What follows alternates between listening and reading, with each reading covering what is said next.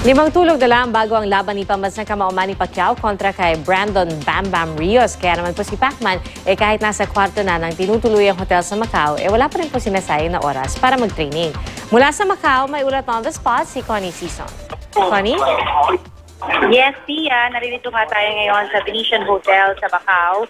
At naririto ngayon si Manny sa gym at patuloy ang kanyang pag-iensayo. Kakatapos niya lamang ng kanyang men's training at ngayon ay nasa streetball na ito.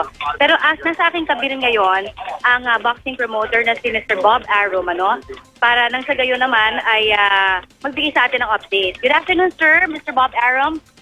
You're live broadcast now for Balitang Hali in the Philippines. Good, yeah. Hello, everybody in the Philippines. We're here in Macau, China, and Manny Pacquiao is training now. A big crowd here, and we're all getting ready for the fight on Sunday morning. What can we expect from the fight, sir? Obviously, the Filipino people are very, very happy knowing that Manny will be fighting again this coming Sunday after his long break. Well, we expect it to be a great fight. Brandon Rios is primed and ready, and Manny is trained better for this fight than he has any time since the Hatton and Cotto and De La Hoya fight. Is there anything dangerous about Brandon Rios that Manny should watch out for? Yeah, he's a very, very good fighter. Takes a very, very good punch, and he has constant energy. I've been hearing people say that Manny has gone soft, after becoming a born-again Christian, and it's really very bad for someone like him who's a boxer. What is your take on this? I just think that's ridiculous. I think the problem is he was training in the United States, staying up all hours, calling the Philippines, texting the Philippines, didn't get any sleep, and now that he's training back in his hometown of Shenzhen, he's getting the proper rest, and he's a totally different person. All right, so we're expecting that. Do you think that Manny Pacquiao now has the fire to win this? Yeah, I think he has the energy. I think the speed is back. I look for the best Manny Pacquiao that we've seen in years. All right, thank you so much, sir. All right, at matapos niyan, alam nyo, Pia, kanina, na siksihan din natin yung pagtitrain naman ni Manny Pacquiao. Nagkaroon sila ng kaunting problema sa paghahanap ng lugar na pagtitrainan initially dito sa Macau, dahil late na nga nakarating kagabi ang eroplano.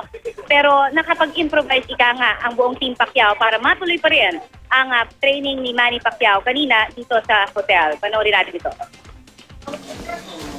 Dito sa kanyang 6-bedroom hotel suite sa Macau, nagpa siyang mag-training si Manny.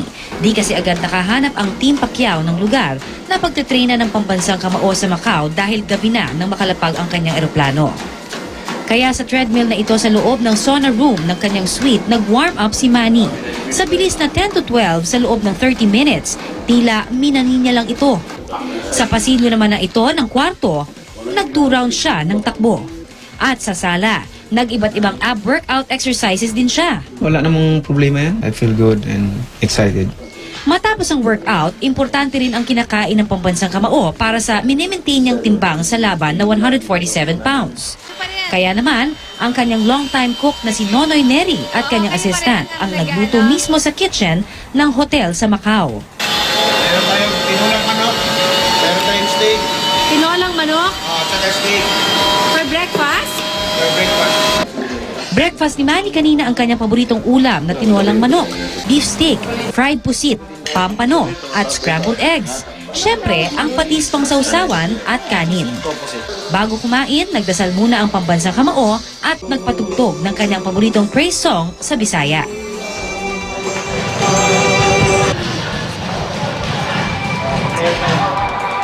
Alright, Pia, alam mo, nagpapatuloy pa rin tayo dito sa gym sa Venetian Hotel. At nakita natin ngayon si Manny, na naglalakad na. Alam mo, kanina pa siya dapat nagsimula nitong kanyang training, pero naantala ito ng around 30 minutes dahil hinarang siya ng marami sa mga foreign media dito para pagbigyan nga sana daw sila ng interview ng ating pambansang kamao. At yan naman ay pinagbigyan nga niya, no?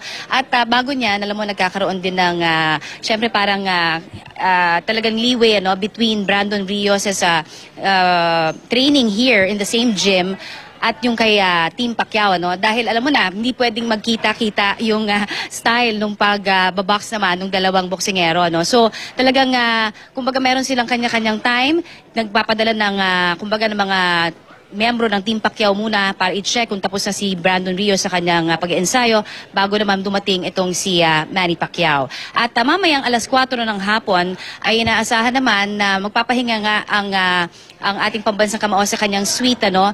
At doon inaasahan natin, Pia, na talagang magkakaroon din ng klase ng pagpapahinga na sinasabi niya nga na spiritual conditioning on his part na very important. That is, of course, with yung friends niya na talagang tumutulong sa kanya spiritually, yung kanyang pastor nandoon at sila ay magkakaroon ng Bible sharing and praise and worship sa hotel. Yan daw ay isa sa paraan ng kanyang pagre-relax, no, after a hard day's workout. Kumbaga, itong ginagawa niyang ito ay talagang hindi daw madali. Nakikita naman natin yan. Pero ito daw ang kaparaan niya, no, para mapakita sa Pilipino, no, talagang ginagawa niya ang kanyang best para manalo at maibuwi yung kanyang tagumpay sa darating na linggo. Tia? Maraming salamat, Connie Sison.